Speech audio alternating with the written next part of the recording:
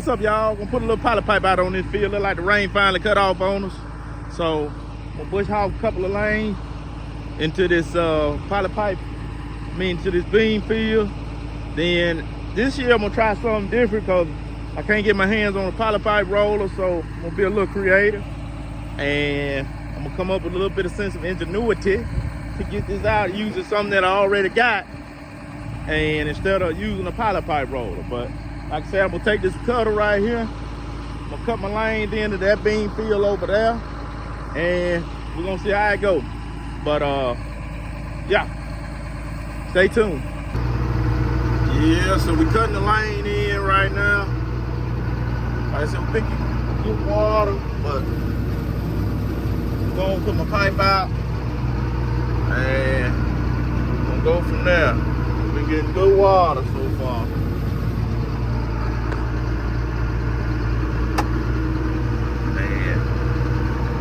So that's what it looks like. Cut your lane in, I'll come back in, I'll run my PolyPipe, and got one of my last legs. This is the pipe trunk line to your well. And the reason I'm using a bush hog this year is that I'm gonna run the beans down anyway if I use the tractor, so I might as well just give myself a lot of room to work with as far as in respect to, you know, putting out the PolyPipe. And like I said, trying a little something different this year. Usually I just come out here with a PolyPipe machine and just plow over beans. But I decided I was gonna try to do it right this year. And you know, like I said, the tractor gonna run down all the beans separates in between it anyway. So it is what it is. I just need to stop being cheap, but I don't really have enough irrigated ground to be out buying a PolyPipe machine outright like this. So that's why I always use somebody else's. But anyway.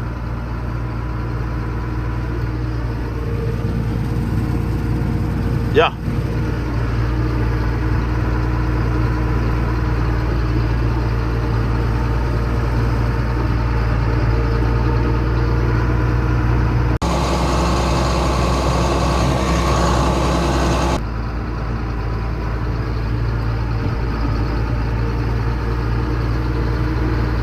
Pretty tall in here. Like I said, we get a little water on them, they're gonna be even tall.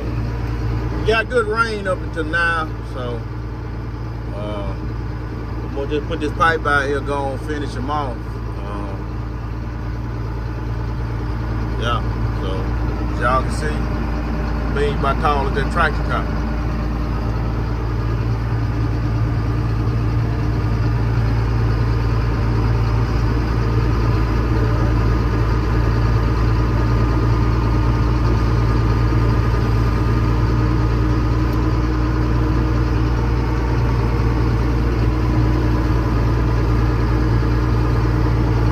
Other field I'm gonna have to bush hog beans a little later.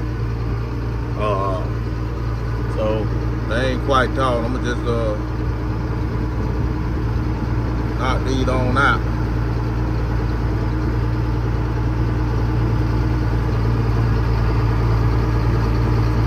I want to explain a little bit about how we put out PolyPipe this year. So usually we use a easy drop PolyPipe machine, but I couldn't get my hands on it, so had to get a little bit creative. So this year, and you may not have seen anybody do this, and some of you probably have seen people do this, but they use a spin ditcher. And so basically you come in, you spin your furrow, your ditch, or whatever you call, what have you. When we bought this thing, I noticed that they had welded these angle lines on the back of it and cut this out, and you can put you a roll of PolyPipe back here. And the reason you want to spin the ditches for the PolyPipe is you don't want the PolyPipe to roll. So in that same respect, you know, we just want to try something as far as a simpler way of putting out PolyPipe. I'd prefer to use an easy drop, but you got to do what you got to do when you do it. So I want to put some water on these beans, and that's what we're doing. No, probably been a while since y'all seen the beans. That's what they look like now. They getting a drink. But yeah, I'll tune back in here to y'all in just a second. All right, so excuse the humming in the background. We're gonna get somebody to come out here and look at that thing next week. But anyway, it's pretty a simple setup. It's a submersible well. That's an 8-inch with a 6-inch discharge. We run it into these 2 wires right here, and we've got 2 legs of PolyPipe up this way, and we got 1 leg of PolyPipe running down here on another high in the field down that way. Now what you want to do is put your PolyPipe on every high, and that way when you put your PolyPipe on the high, in theory water runs downhill, and the water runs downhill and water into the furrow for your crop. So anyway, you hear that irrigation flowing. Anyway, look at old Daniel right there. But we're walking down here, gonna check with water in this back end, because you actually water more of the field. So we watering the back end right now and gonna see how we get to it, how it does. But anyway, look at them. They perk up once they start getting that drink of water in them. But these are pretty tall. I'm gonna come back and show y'all some. Hold on.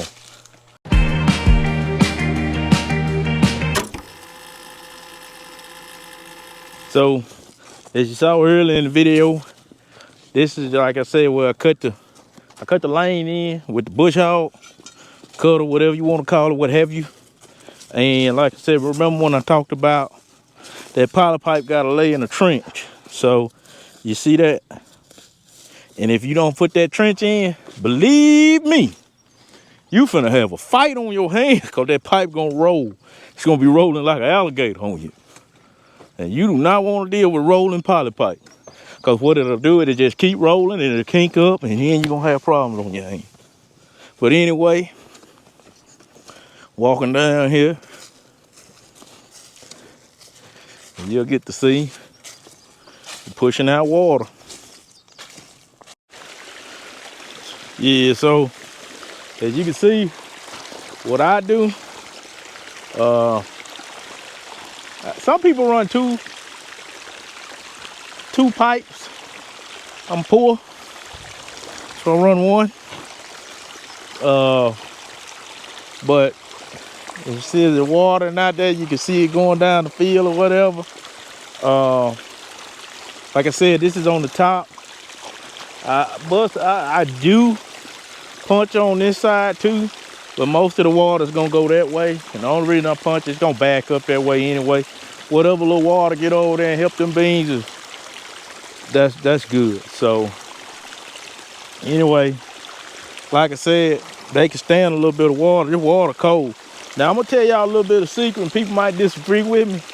I like the water at night. I don't really like the water during the day when it's super hot. I've noticed it seems like I get more good results. We get more good results. That boy out there got them new areas out here in the mud. How much you pay for them boots? $100. Just $100. Oh, you ain't bothered about them boots, there. $100. See, I went and bought these little cheap boots right here. These rubber boots. They these right here. He say they waterproof. I got a pair of area boots, but I left them up there on the flatbed. Look. See, look. He out there with the boots. That's how you know you got money right there, y'all. No. That's how you know you got money right there. That man say he paid $100 for the marriage, but I don't believe he paid $100. He probably paid a little bit more than that for the marriage.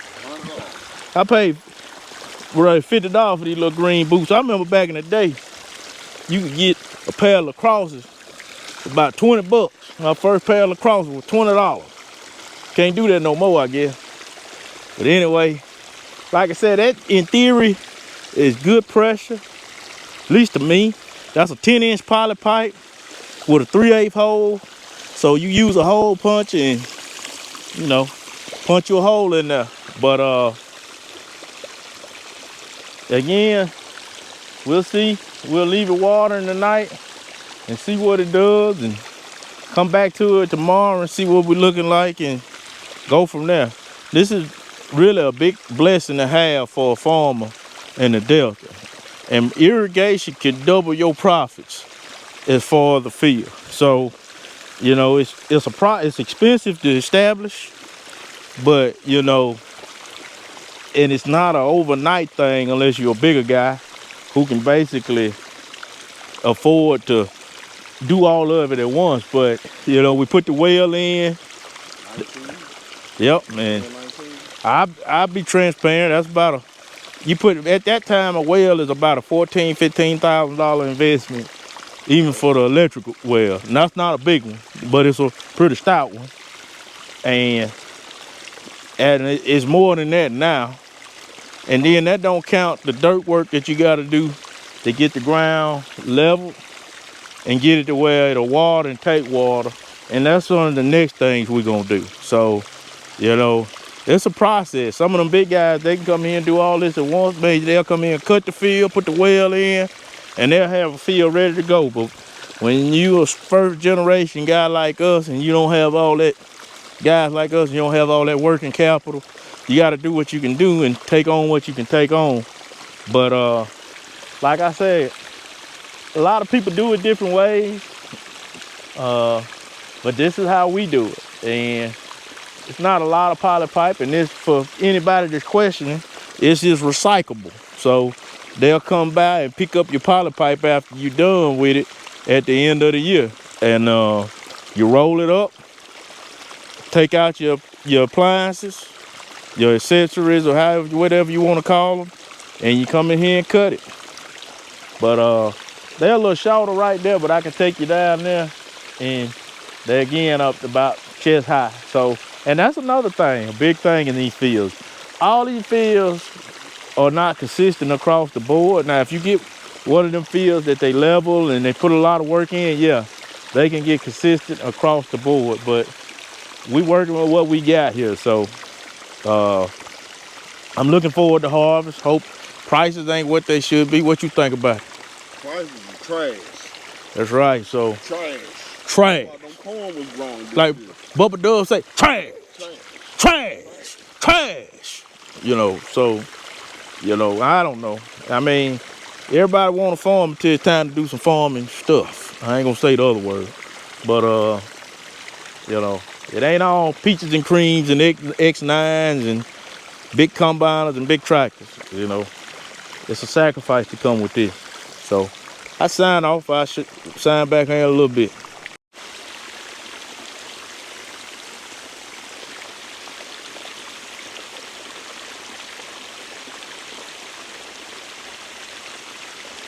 All right, guys, it's the next day. Out here just kind of looking. As you can see, we're giving them a drink. I talked about it yesterday, but it's the main time you want to give them that drink. You see they filling out. They're getting the point where they're getting pods on them, starting to get ready to put pods on. So the more nodes you have, the more chance you got at having pods at that point. So you see that long stringy bean, a bunch of pods on them, that's what you want. So like I said, it's unfortunate, like Buddy said on Facebook to me the other day, that you grow a crop and you really don't get nothing for it, but you grow a hell of a crop, you still don't, your prices kill you. So anyway, like I said, this field is gonna get some dirt work this year. It's a high right there, so it's hard to get water on that high. Sometimes you can get it to push across there, sometimes you can't.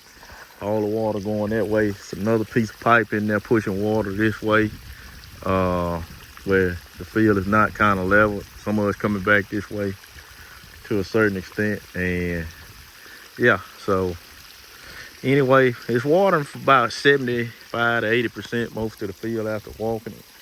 And yeah, so we'll continue to press on, but it looked pretty good to me. The biggest thing is you want them to fill out, and want them to fill out good to the point that you got some weight on them. The stalk is a good, pretty healthy stalk, as you can see. If I come through here with my bush hog. So good healthy beans so far.